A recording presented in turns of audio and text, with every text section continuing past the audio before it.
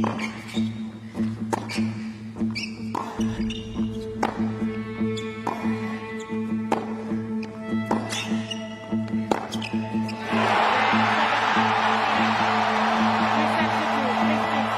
man, at the age of 22, becomes the youngest champion since Novak Djokovic in 2008.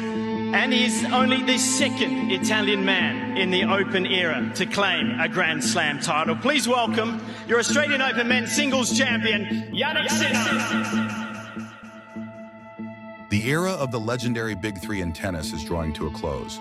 With Roger Federer's retirement in 2022, Rafael Nadal's ongoing injuries since 2023, and Novak Djokovic's near-complete career, highlighted by his Olympic victory in 2024, the sport is on the verge of closing a golden chapter. But with Carlos Alcaraz and Jannik Sinner, two new heroes have risen, ready to carry the sport on their shoulders for the next 10 to 15 years. They continue to draw millions of fans to stadiums and TV screens worldwide, a multi-billion-dollar industry that defines modern tennis. However, this legacy is now at risk following recent doping allegations surrounding Jannik Sinner. In this video, we won't just explore how these allegations came to light. We'll analyze the available information, question the facts, and draw conclusions together with you. Before we reconstruct the events, it's important to get to know the three key figures involved so we can better understand their decisions and actions. With his victories at the Australian Open and the US Open, Jannik Sinner has firmly stepped into the shoes of the Big Three. Since 2023, he's become a defining figure in the tennis world, achieving significant milestones along the way. His dominance is evident in his performance over the last 2 years. In 2023, Sinner won 64 out of 79 matches. By September 2024, he had managed to secure victory in 55 of his 60 matches, boasting an impressive win rate of 92%. The few factors that have been able to halt Sinner's momentum were Carlos Alcaraz, Novak Djokovic, and unfortunately, injuries.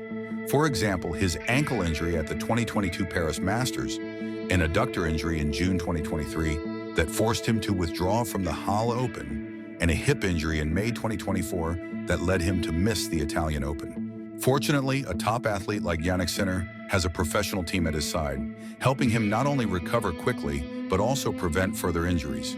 Notably, his fitness coach Umberto Ferrara and physiotherapist Giacomo Naldi play a crucial role in his support system. We first heard about the Sinner doping scandal on August 19, 2024, just 2 days after Sinner won the ATP Masters tournament in Cincinnati. The accusation, he allegedly tested positive for clostebol. Clostebol is a synthetic anabolic steroid that was systematically used by East German athletes in the 1970s and 1980s to enhance their performance at the Olympic Games. It aids in faster recovery between training sessions and competitions, and it promotes muscle growth. Medically, it's used to aid recovery after severe injuries or surgeries. Due to its performance-enhancing effects, clostebol is on the World Anti-Doping Agency's WADA list of banned substances and is strictly prohibited in sports. Following the revelation of the scandal, the tennis world was met with disappointment and outrage. But we'll get to that later. First, let's take a closer look at the events to understand why both tennis professionals and experts have criticized the handling of this scandal so harshly. The story began in March 2024 in Bologna. Sinner's fitness coach, Umberto Ferrara, purchased an over-the-counter wound healing spray called Trofodermin from a pharmacy. This spray is commonly used to treat abrasions and wounds. Ferrara then flew to Indian Wells, where Jannik Sinner was set to play his next big tournament. On March 10th and March 18th, Sinner tested positive for clostebol. The team around Sinner quickly provided an explanation. Sinner's physiotherapist, Giacomo Naldi, had accidentally cut his left pinky finger with a scalpel on March 3rd while reaching into his treatment bag. To treat the wound, he applied Trofodermin daily. Between March 5th and March 13, Naldi massaged and treated Sinner multiple times, which ultimately led to contamination. This is how the team explained the accidental transfer of clostebol to Sinner. Is all well that ends well? If you've enjoyed the video so far and would like to support us, feel free to share it and give us a like. Ridiculous on whether it was accidental or planned. You get tested twice with a banned steroid substance. You should be gone for 2 years. your performance was enhanced. If he hasn't been sanctioned, it's because the judge has clearly seen that he hasn't doped. I don't think they have judged him as innocent simply because he is the world number one. I think it is clear that it was judged in a completely different way to my case, and I don't believe that is fair at all. I suffered a lot during my whole process, and I don't think it was fair that I was not allowed to compete for so long. The statement from Simona Halep is particularly intriguing. In October 2022, she began her 4-year suspension after testing positive for roxadustat. Halep has consistently maintained her innocence, claiming that the roxadustat entered her system through a contaminated dietary supplement. In March 2024, 17 months after the start of her suspension, the Court of Arbitration for Sport, CAS, decided to reduce Halep's ban to 9 months, as they suddenly found her claims to be credible.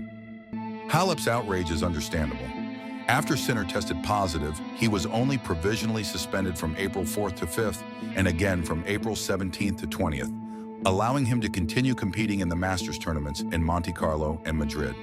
Although it's clear that these are two different cases involving different substances and even different testing procedures, how can one player be suspended for 17 months for negligence, while the other faces almost no consequences? Is Halep more expendable than Sinner?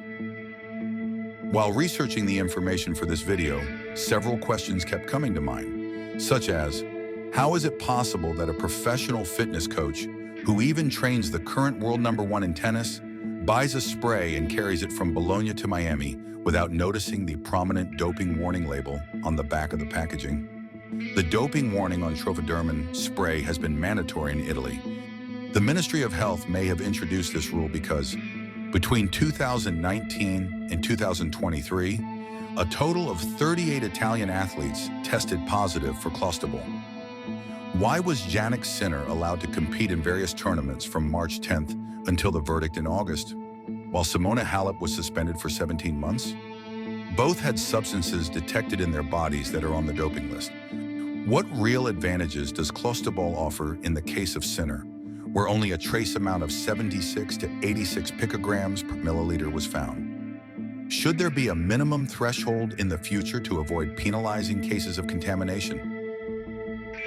Is Sinner guilty then? Whether Sinner knowingly or unknowingly ingested clostebol cannot be definitively determined. It would be just as unfair to judge him prematurely as it would be to completely absolve him of any responsibility. In the end, it comes down to a fundamental principle. In both sports and real life, every person should be treated equally, regardless of their position or status. Whether they are the world number one or ranked 500, a powerful politician, or just a pawn on the chessboard we call life. Is it fair that the king in chess is untouchable, even though the entire game revolves around him? An interesting question to ponder. What do you think about the Sinner case? How would you have decided, and how can situations like this be handled in the future to ensure everyone is treated equally? Share your thoughts in the comments. I look forward to hearing your feedback.